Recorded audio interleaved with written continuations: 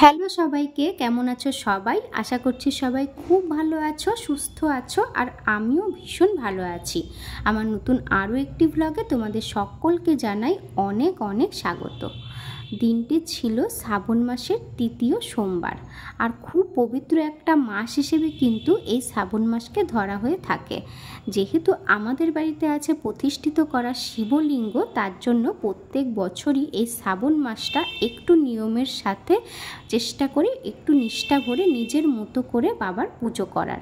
তো এই বছর ভাবলাম শ্রাবণ মাসের তৃতীয় সোমবারে যাব শিবনিবাস। তো যেরকম ভাবা তো সেরকম কাজ। তো সকাল সকাল ঘুম থেকে উঠে দেখি আকাশ তখনও মেঘাচ্ছন্ন।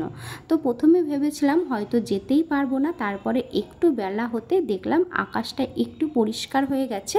তো তারপরে সমস্ত কাজটা সেরে নিয়ে স্নান টান করে আমি তো শাড়ি টাড়ি পরে একেবারে বেরিয়ে পড়েছি গঙ্গার ধারে জল নিতে। যেহেতু গঙ্গার জল ছাড়া তো বাবার পুজো করা যাবে না। আর গঙ্গার ধারে এসে দেখি এখানে বাবার আরও অনেক ভক্তদের ঢল, তারাও এসেছে গঙ্গার জল নেওয়ার জন্য। আর এই দেখো, এই গঙ্গার ধারে আছে কিন্তু একটা মায়ের মন্দির, আর এখানেও একটা শিবলিঙ্গ রয়েছে যেখানে অনেকেই পুজো করে, জল দেয়। তো আমরা গঙ্গার জল টল নিয়ে বেরিয়ে পড়লাম শিবনিবাস যাওয়ার উদ্দেশ্যে। আর তোমরা দেখতে থাকো আজকের ব্লগটা, আশা করছি তোমাদের ভালো লাগবে।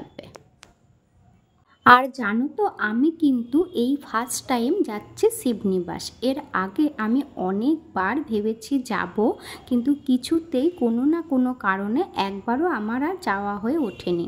হয়তো বাবা চায়নি বলেই আমি আর তার কাছে যেতে পারিনি। তো এই বছর বাবা নিশ্চয়ই চেয়েছে বলেই কিন্তু আমি তার কাছে যাচ্ছি পুজো দিতে।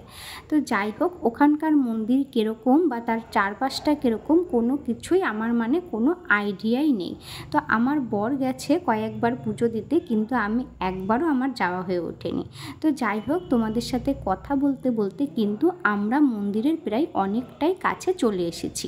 আর এখানে নাকি আগে আগে বলবো না, এখনও নাকি একটা ব্রিজ আছে যেটা বাঁশ দিয়ে তৈরি করা। তো আমার না ওখান দিয়ে যাওয়ার ভীষণ ইচ্ছেও ছিল। যেহেতু আমরা টোটো গাড়ি করে যাচ্ছি, তাই ওখান দিয়ে না গিয়ে ব্রিজের আর একটা ব্রিজ আছে যেখানে নাকি মহাশ্মশান, শিবনিবাস মহাশ্মশান এখানে। তো এখান দিয়ে আমরা যাচ্ছি। আর দেখো, কথা বলতে বলতে চলে এসেছি মন্দিরে। কিন্তু এসে আমি তো প্রায় অবাক হয়ে গেছি, কারণ এত লোকের লাইন ছিল। আর আমরা ঢুকেই যাচ্ছিলাম, কোথায় যে শেষ লাইন সেটা খুঁজে পাচ্ছিলাম না। তো যাই হোক, অবশেষে কিন্তু খুঁজে পেয়ে দাঁড়িয়ে পড়েছি। আর দেখো, আমরা দাঁড়ানোর পরেও আমাদের পেছনে আরও অনেক ভিড় হয়ে গেছে। আর এত লোক, আমরা খুব সকাল সকাল বেরিয়েছিলাম, কিন্তু তাও অনেক লাইন, অনেক পেছনে দাঁড়িয়েছি। আর এই দেখো, এখানে না এরকম ছোট থালায় করে অনেক প্রসাদ বিক্রি করছিল, যেখানে নানান রকমের সন্দেশ ছিল। তো আর মন্দিরের বাইরে এরকম দোকান ছিল যেখানে ফুল, তারপরে ফল, তারপরে এরকম প্রসাদ পাওয়া যাচ্ছিল। তাই এখানে 2-3 রকমভাবে প্রসাদ বিক্রি হচ্ছিল। তো আমরা সরা প্রসাদটা নিয়েছি।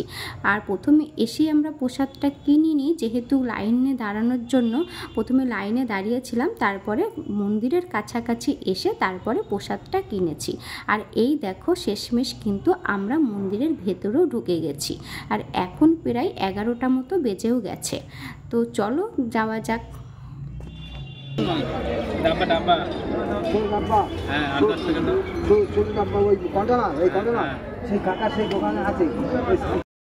এখন প্রায় 11:15 মতো বাজে। আর আমি খুব মন থেকে চাইছিলাম যেন 12টার আগে বাবার মাথায় জলটা দিতে পারি।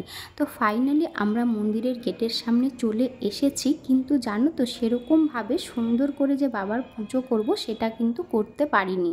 যেহেতু মন্দিরে প্রচুর ভক্তদের ভিড়, তো সেরকমভাবে কিন্তু পুজো করতে দিচ্ছে না, কোনো রকম বাবার মাথায় জলটা ঢেলেই নেমে পড়তে হচ্ছে। আর প্রচুর গার্ড আছে যেহেতু। আর একটা কথা কি, এত ভিড়ের মধ্যে সুন্দর করে পুজো দেওয়াও সম্ভব না। যেহেতু আমরা একজন যদি দেরি করি, তাহলে আরও অনেক ভক্তরা রয়েছে, তাদেরও অনেক দেরি হয়ে যাবে। আর একটা কথা কি, বাবার মাথায় যে জলটা দিতে পেরেছি, এটাই কিন্তু মনের দিক থেকে অনেক শান্তি। তো দেখতেই পাচ্ছ যে মন্দিরের ভেতরে কতটা ভিড়, কত ভক্তদের ঢল। তো যাই হোক, বাবার মাথায় জল দেওয়ার পরে আমরা বাইরে বেরিয়ে এসেছি মন্দিরের। আর মন্দিরের ভেতরেও কিন্তু এরকম আরও অনেক দোকান রয়েছে, যেগুলো সেগুলোতে ফুল, মিষ্টি, ফল এই সমস্ত বিক্রি হচ্ছে। আর বাইরেও মেলাও বসেছে কিন্তু, আর মেলাতেও কিন্তু অনেক জিনিসপত্র উঠেছিল।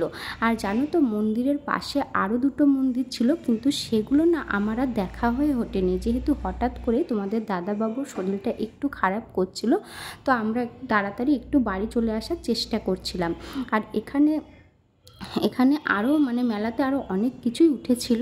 তো যাই হোক, সেগুলো সেরকমভাবে কিছুই আমার ঘুরে ঘুরে দেখা হয়ে ওঠেনি।